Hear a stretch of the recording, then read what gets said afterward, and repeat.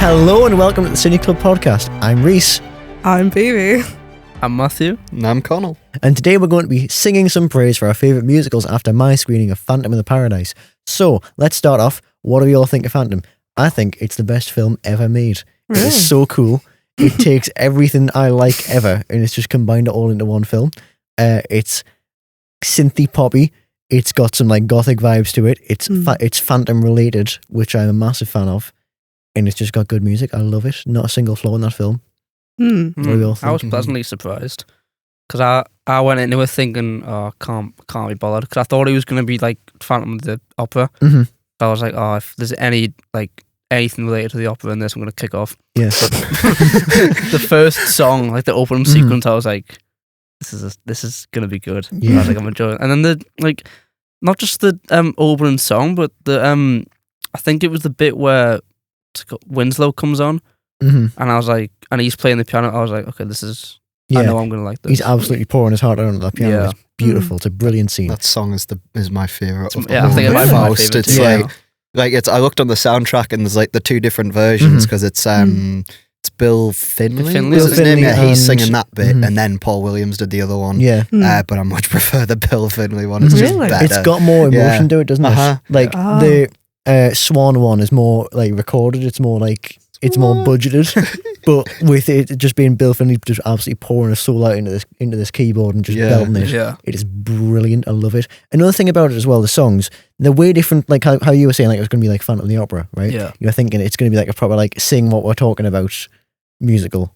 But because of the context of it, I think it really works well for it because of the context of it being a rock opera about rock singers and singing in general. The songs don't have to directly relate to the context of the show, so it's not like, say, in Greece or something where they're singing about repairing the car while they're repairing the car. They sing more thematically, and you can kind of interpret the songs how you want, and so they stand better on their own. Because, you know, whenever we're in the car or something and a song from a musical comes on the Spotify DJ, you're always like, turn that off, right? Because I'm not seeing the musical. And I know it's a nightmare listening to a song from a musical when you're not seeing the musical. That's what you say that when I went on to yours a while ago. Yeah. And you were like, we're going to watch Grease, but I'm going to be singing the songs. That was my first experience with Grease, and I was like, no, it wasn't. You've seen Grease. I've not seen Grease before then. Well, you're going to go home and watch it now, aren't you? Yeah, definitely. Grease is brilliant. Right? What else do you like about the film? I just like Paul Williams as a devious little record producer. Yeah. Right. He's just like, I don't know, he's horrible. Horrible man. Yeah. He's got that perfect slimy nature about him, doesn't he? Like, it's the hair. His first reveal as well is one of the funniest things I've ever seen in a film. Especially when you don't know who Paul Williams is. I didn't know who he was. And he came on the screen and I was like, he's got to be like his henchman. And I was like, wait, that's him. Like that's me, Nana, that's not him. Like, it's the hair, the glasses, his little like pose, his clothes, everything. It's kind of funny, like where they do the reveal that he's made a deal with the devil, so he'll be young and beautiful forever. It's like, oh, really? Like, what I've noticed about that film, Paul Williams in it, he looks so old. But he's 35. Yeah. He was like on all the drugs in the world, wasn't he? Was he? At the time, I did some like Googling on it because I was obsessed with the film when I'd seen it. Right. And he was like on loads of drugs, like in the 80s, so maybe it was just before that actually, because it was 70, was it 75? 74. 74.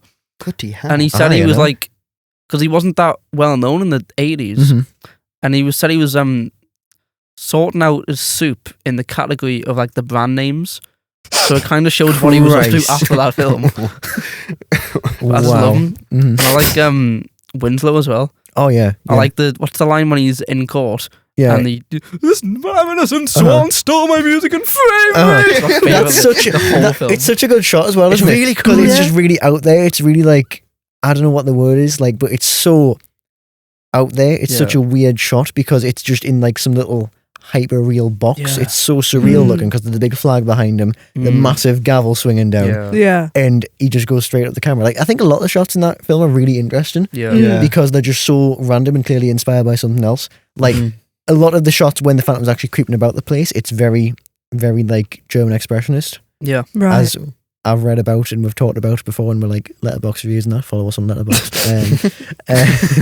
All the reviews and that. It takes inspiration from like Cabinet Dr. Caligari, bit of Dracula, bit of Nosferatu, bit of Frankenstein. All the different like horror inspirations really come together in it, and of course, Phantom of the Opera is the major inspiration.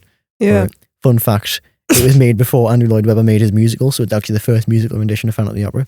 Which is just... That's not really a fact. That's more like maths. Wait, when did Phantom of the Opera come out? Phantom of the Opera was 80s, I think. Yeah. Yeah, musical-wise, 80s.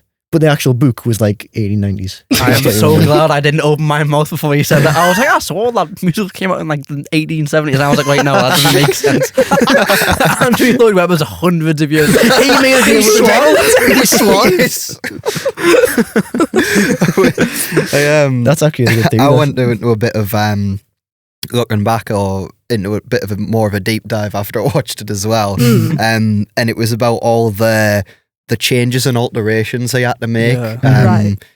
Like, was it something to do with like Led Zeppelin? It was Led Zeppelin. Zeppelin. Yeah, It was it's like I company, was watching all the edits. Like, luckily we didn't see that version, but it's like, my God, like how terrible. Yeah. You see, stumble over me words. It was that bad.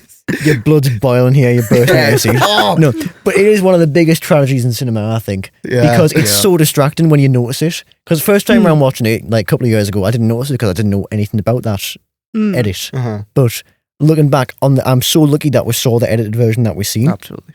Because even though I think the most distracting scene in the whole film is the bit where Swan's revealing beef to the world, and you see on the podium the big white box with the Swan Song logo on it. So bad. Because a version without that doesn't exist anymore, because of the original edit to have Death Records replace Swan Song in every scene.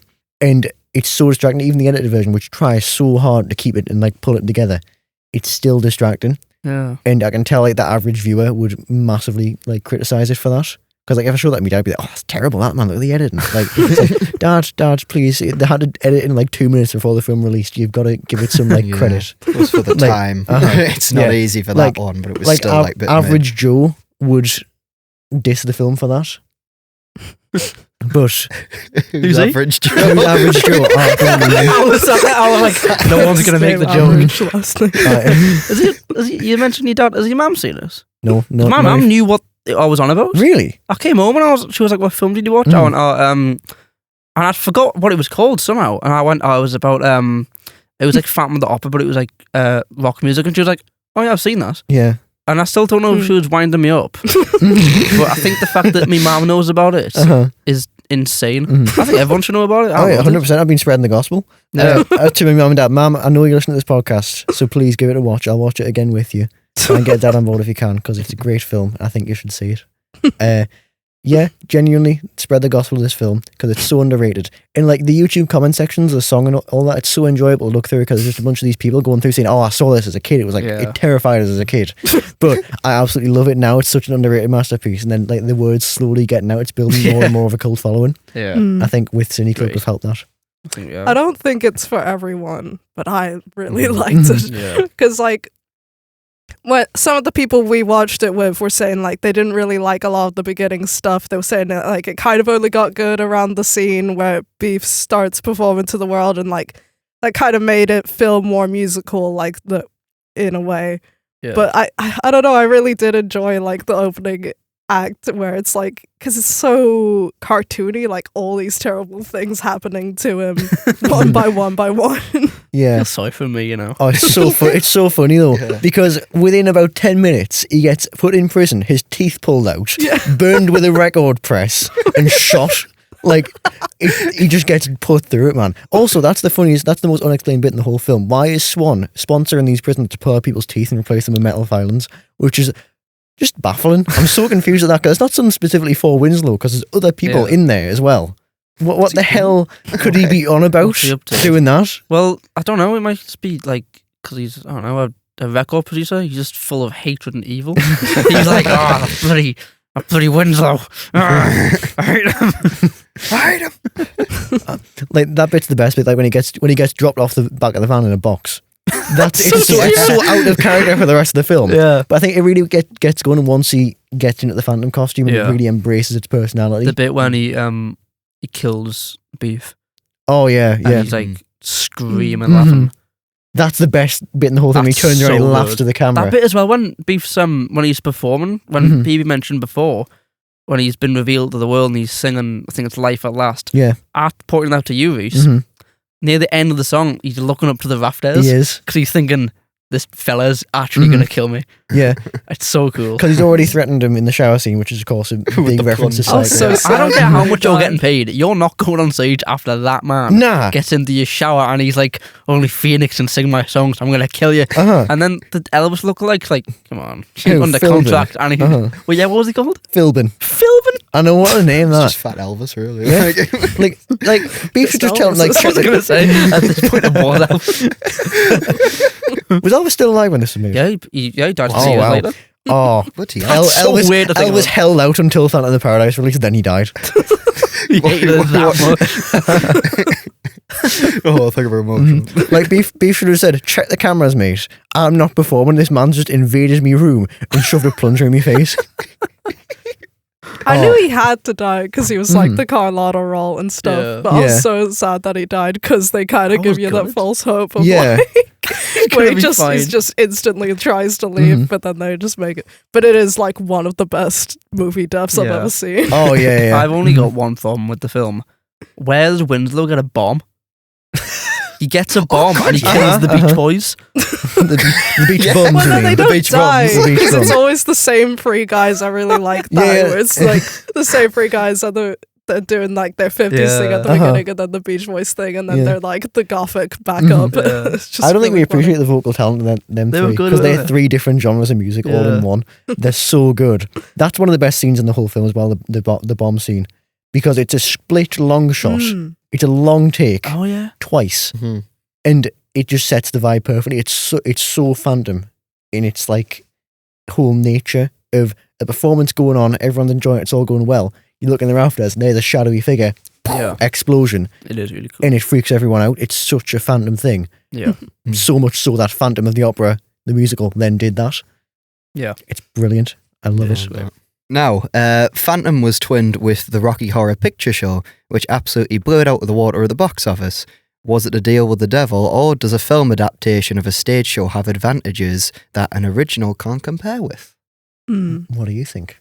Ooh. It's interesting to think about because I don't know. I feel like there are other reasons why Rocky Horror might be a bit more beloved besides just the fact it had that start on stage. But like maybe that is, I don't know. I feel like there are things about that film that might resonate more with people than Phantom. I think they're both Yeah. great.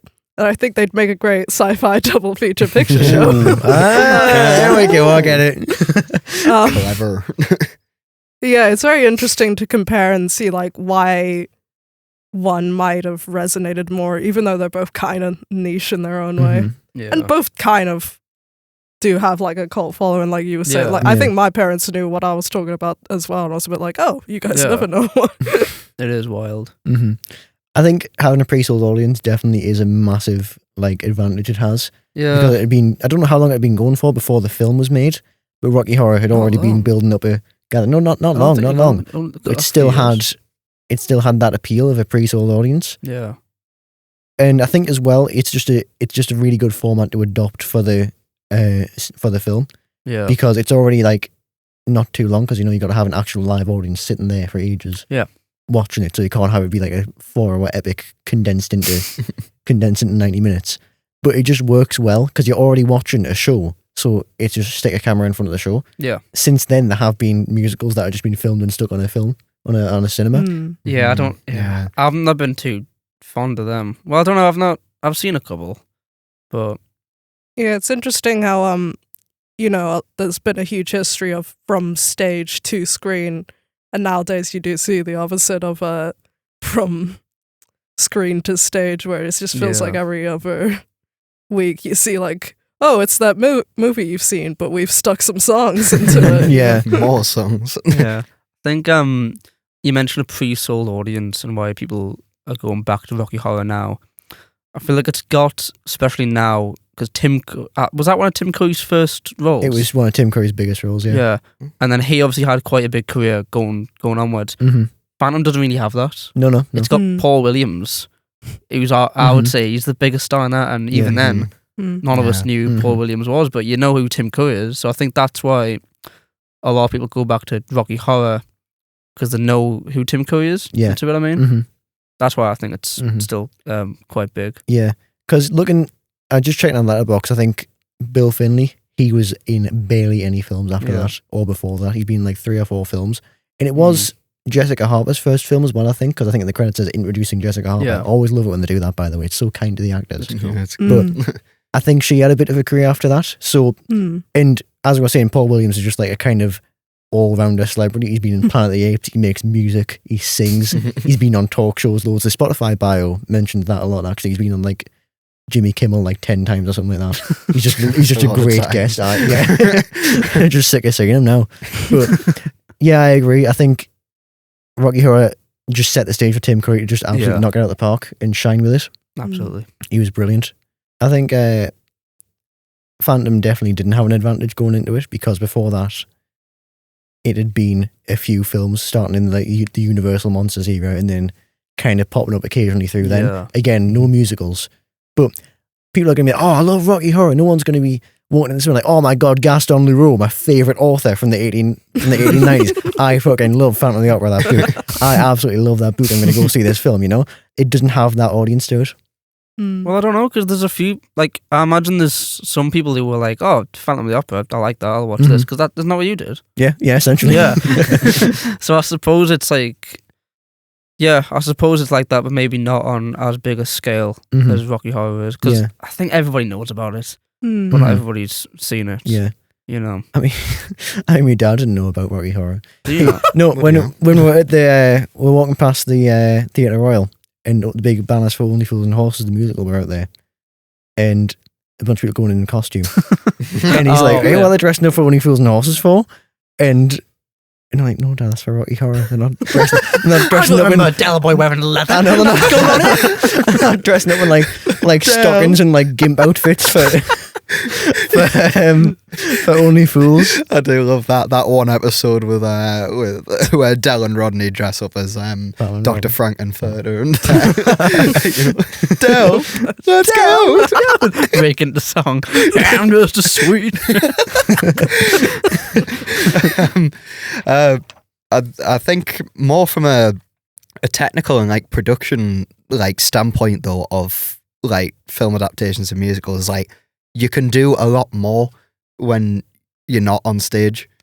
Like well, I mean it's not as impressive, I'd say, because if you're using like CGI or whatever, but like you can certainly get a lot more people. Like, I mean, the first thing I can think of is like Les Mis. Like, there'll be quite a few people in like big crowd shots in a theatre production, but like you can just have that on a grander scale because you can have the whole of Paris. Like, that's interesting because like a lot of people have kind of argued that they work better on stage because when it comes to like movie musicals, a lot of people just can't break that suspension of disbelief, whereas on stage there is sort of like a wider suspension of disbelief because it's like, well, it's already so artifice. And that's kind of why, you know, Howard Ashman kind of argued something similar about animation, where he said musicals really work in animation because, again, like there's a wider suspension of disbelief. But it's very interesting, the history of the movie musical and how it's had these like dips and valleys. And, you know, some people really do argue that it doesn't work, but you make an interesting counter argument there. Yeah. I think it's definitely had its ups and downs, like you said. Like, it was big up until like the 50s, and then it's kind of petered off when then came back with Grease. They say Hello Dolly killed it. Yes, I remember hearing about that. Yeah, it like single-handedly killed the genre for like absolutely ages. I love it. I love it when that happens, when a single thing tanks a whole industry, like the E.T. game, and that was brilliant. Like the what? E.T. game on the Atari crashed the whole game economy. All right. Anyway, back on the films. We'll save that for the E.T. That's kind podcast. of interesting because I think, you know, when some people found out we were doing this one as like a musical episode, people were like, oh, does Paradise count as a musical? And, you know, it's kind of interesting, like both Phantom and Rocky Horror are definitely musicals in my opinion, but like they kind of feel very different to like the idea people get in their head of like a musical, you know? Yeah. Because there's films like and musicals like Les Mis, Into the Woods, which are just constant singing. Yeah. Whereas again, Phantom Paradise has breaks. Rocky Horror has a few breaks where it's just normal dialogue talking. I think that helps people's, like, as you were saying, the suspension of disbelief. A lot of people don't want to go into musicals because they think it's a bit stupid. Like, oh, why do they break out into song all the time? It's just not. It's not normal.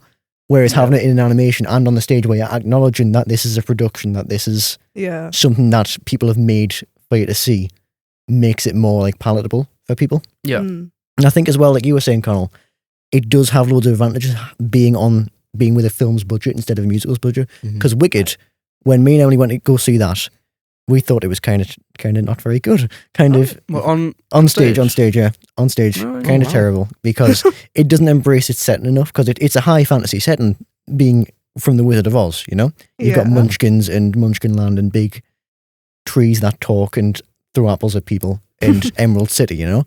And it's so much harder to present that in a wondrous, magical way on a stage than it is when you're on a film, because in Defying Gravity and Wicked, on the stage, all that happens is that she rises up onto the stage and she's got a massive cloak behind her and it covers the entire stage, right? Which looks very impressive for a musical.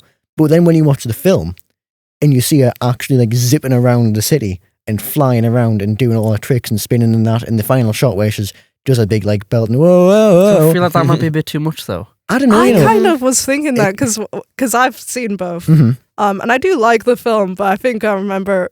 And I was like, there's not a version of this where they don't do it literally with her flying around. But part of me did kind of get taken out of it because it's like, I don't know.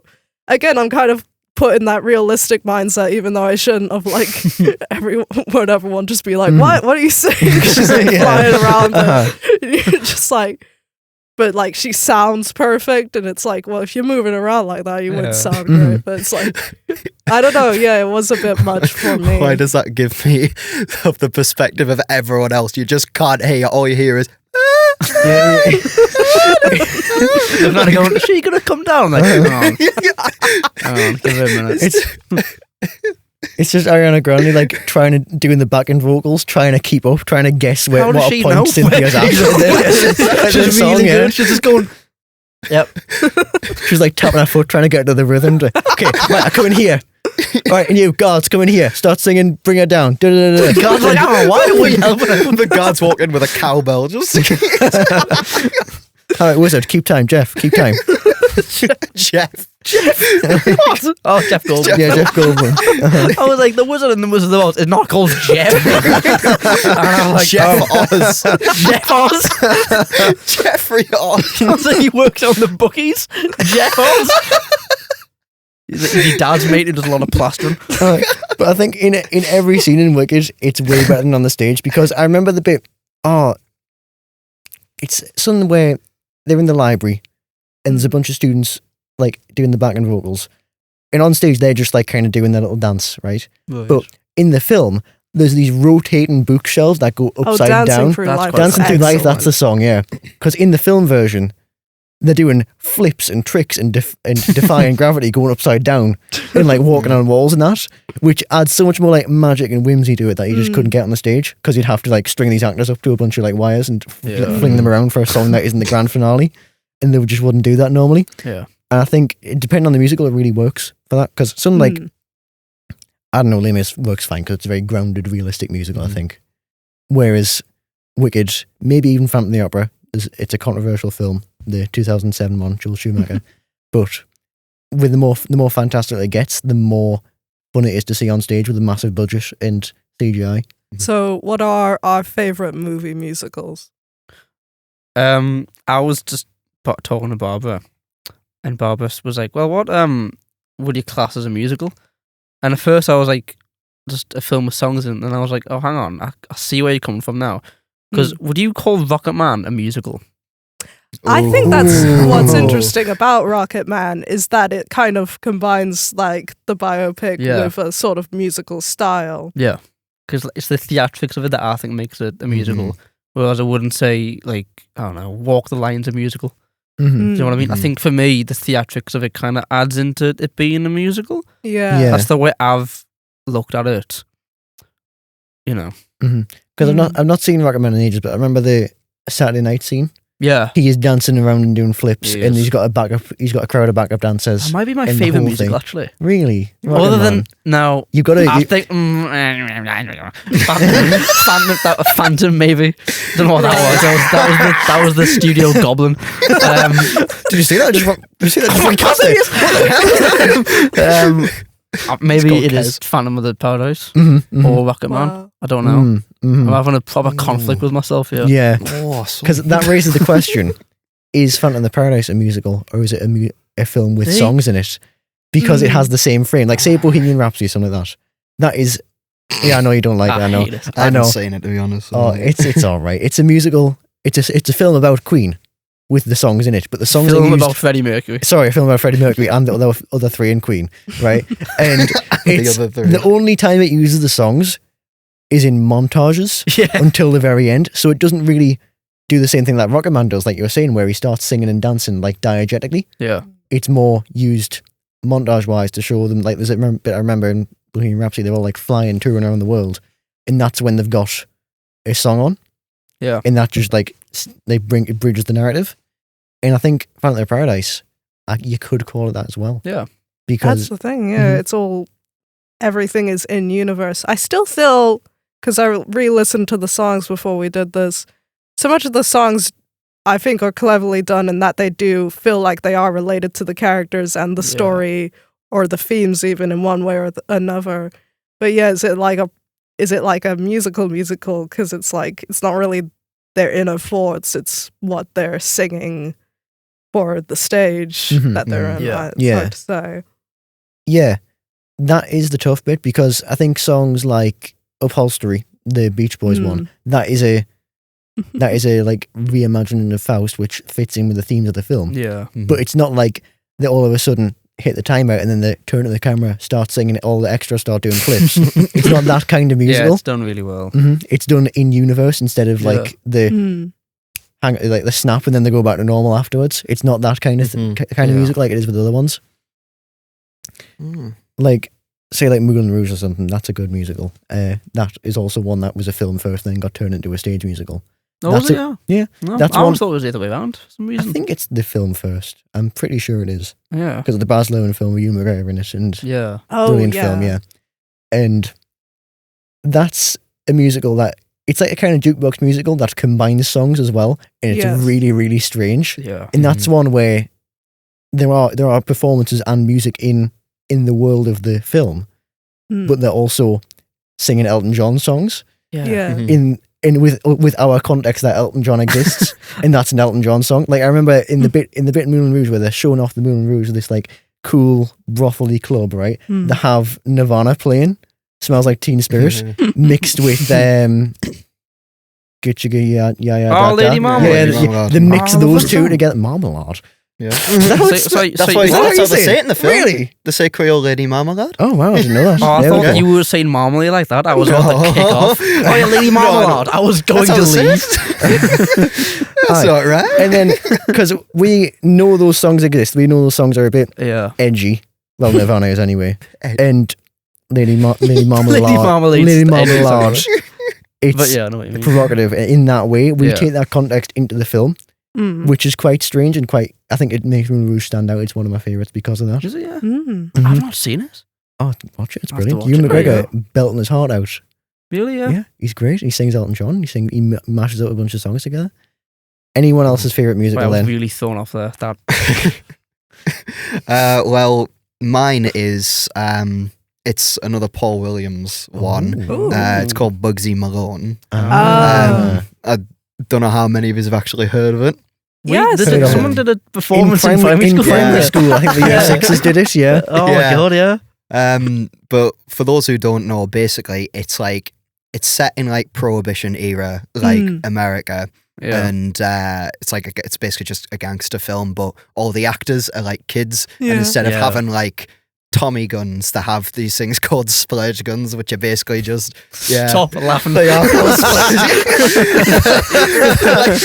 they're like these things with like just sort of, I don't know. It's just like I don't know really what the material is. It's kind of soapy looking, like, Nice. but it's Are they not Are they not pies? I don't know. Like, I Is think it it not, might like- be, but I thought it was like a joke on all like It- cream pie. yeah. Yeah, looks- it's cream. It looks like they're using soap bars or when they're loading them into the actual guns Oh, It's been a themselves. while. But they use Paizo Mhm. for the other bits. But Oh. yeah, it's got Jodie Foster in it. Oh, yeah. You just know from like Silence of the Lambs. Yeah.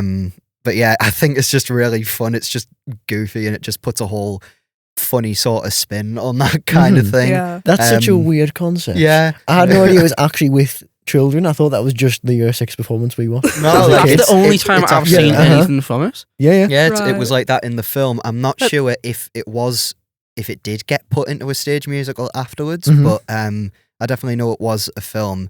But Mm. basically, the kids don't actually sing though. Yeah. It's all just Paul Williams. Like, so it's What do you mean? like, so basically when they're miming the words, Uh-huh. it's just Oh, Paul I thought you Williams meant he comes overdubbed. on stage having the song. They're like, all the kids are looking on stage going, is he gonna come up here? Just like, who's he's this like guy? smoking in the back. He's like, oh, fucking hate these kids. Hold on, I'm just That would be rearranging so me weird, a tins of world beans. children. Hang on. It's There's funny just though, one 'cause adult. they have to like put everything down because obviously they can't order alcohol, so it's just like, Yeah. oh, they're just having lemonade or like, just So give me a cool. double lemonade or something like that, or a That's or a funny. lime juice or something. That's great. It's- What the hell? That's so fun. it's quite funny, but like when they do get shot, like they do Mhm. treat it as a death, but like Yeah. there's one Connell? part where one of them, it gets sort of like spilled over him when they're looking at a crime scene, Mhm. and he just kind of like freezes up. So like he's just there, like he's like Han Solo in Carbonite. Like this, and he's like, get me out of here. It's like, it's okay, boss, we're gonna break you out. But yeah, I just think it's really fun. That's my That's such a recommendation. weird. It's a I'm gonna really watch fun that at Yeah, some you point. do, Aye. it's so funny. Watch it, me. BBOs. It's hard to say because like I just like a lot of musicals. You know, I like classic musicals like Sound of Music, and then I like more weird stuff like the stuff we were talking about here. My mind has gone blank. So I guess it's Sound of Music. I don't know if that is my favorite. Still a good I one. love her, obviously. I love Julie Andrews. She's just such a delight. Mm. Mhm. I think it's a film. Yeah. Sound of Music's a film we've all got a memory of, whether having seen it or I not. don't know if Yeah. I've seen it. What's it I about? haven't properly Sound of seen Music, it, I don't but, know. like, Oh, I I've seen it remember. as a kid. I aye. remember one time I got really annoyed at you because you were hating on it, and then Oh, I'll you just do that- mentioned I'll the just do that part to- about the Nazis, and you were like, Nazis, and I was like, you don't even know what it's about. So me. That probably was me. I just like, You might I have don't been know, because it was drinking. before we saw Phantom of the Paradise. I Mhm. was just taking the piss out of you. He's like, going, Just oh, it's going to be awful. It's going to be rubbish. Yeah. And so I was like, I can't let him know I'm liking this. Uh-huh. So I was sat there with a frown the whole time. I was like, no, hating this. Mhm. And I left. I was like, it was as soon as Yeah, Faust pretty came out. good. I see it all the Uh-huh. time. That's Sound of Mhm. Music. Nazis, yeah. Oh yeah, That's sorry. okay. Yeah, let me Uh-huh. explain. Run away from It's about the Fawn Trap family, loosely based on real events. Okay. It's in Christ, my memory is gone. But yeah, it's as they're taking over their country and they've got to escape. But that's just near the end. It's a very like sweet film throughout, but then like the dark stuff starts hitting near the end, and they've just got to get out of there. And I do like stuff like that, especially in Yeah. family films and family stories where it's very sweet and lighthearted, but there can be like a darker side to it. And I think musicals can do that really well because they're so emotional. Yeah. Mhm. So yeah, it's a great film. It's a bit Yeah. like, isn't that kind of what Cabaret does? Yes. Yes. Yeah, Also, that's, why are what I people need to- making musicals about all- the Nazis so much? I don't know. All I've seen is the end of Cabaret, and I was like, that looks good. Mhm. I was I've like, seen need to watch various bits. Yeah. the Yeah, start. the only bits I've seen is "My Name Makes the World Go." Yes, That's seen the that. best song in the whole thing. I Have you think. seen? There's a Hugh Laurie lookalike in that scene. He looks the spitting image of Hugh Laurie, and someone showed Hugh Laurie, and he was like, "That's not me." Like, I don't know what's going on right now. It's so weird. It's bizarre. But yeah, there's a couple to watch then: Moulin Rouge, yeah. Bugsy Malone, Mhm. and Cabaret. I And do Sound get- of Music.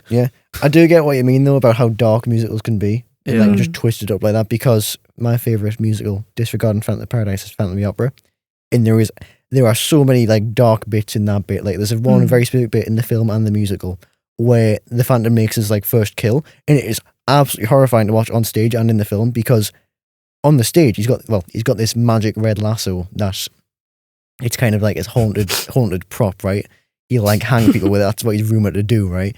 And at this point in the film, he's upset at the performance. So what he does is he finds the like backstage manager and hangs him from the rafters and drops him down. And when that's done in front of a live audience, they actually use like a proper like ragdoll prop and all. So it looks like when you watch it on the stage, it looks like someone's actually like just hung themselves. So is it like, this is going to sound like a stupid question. When you say he's hanging from the rafters, when it drops, is it like above the stage? Above the stage, I thought it was going to be like above like where he was sat. No, that would be terrifying. That would have been Oh, wow.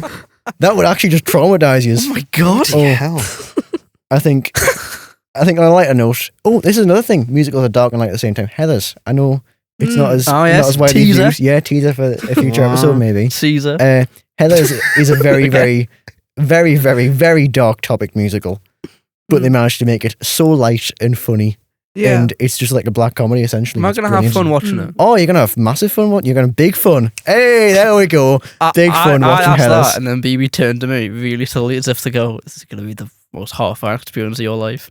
Please, when we record this Heathers episode, watch You're reading too both much into my face. both the original film and the musical. Because the musical version's on Prime, and it is just peak. Anyway, I'll watch all versions of them. Unfortunately, that's all the singing and dancing we've got time for today. So we ask you at home, what's your favourite song from your favourite musical? And do you prefer them live or on the screen? You can get in touch with us at cineclub.podcast@sparksunderland.com. Or you can give us a holler on our Instagram at the.cineclub.podcast_spark or on our TikTok at the.cineclub.podcast. They're both great ways to keep up with us. As always, this episode has been recorded and produced by us, the Sunderland University students, as well as being edited by Emily Main. And a special thanks to Steve Cannon, Barbara Sadler and Richard Berry. And a reminder that our 4 vengeful songwriters this week have been me, Rhys. Me, Bebe. Me, Matthew. And me, Connell. This has been a Cynical production for Spark. Thanks for listening.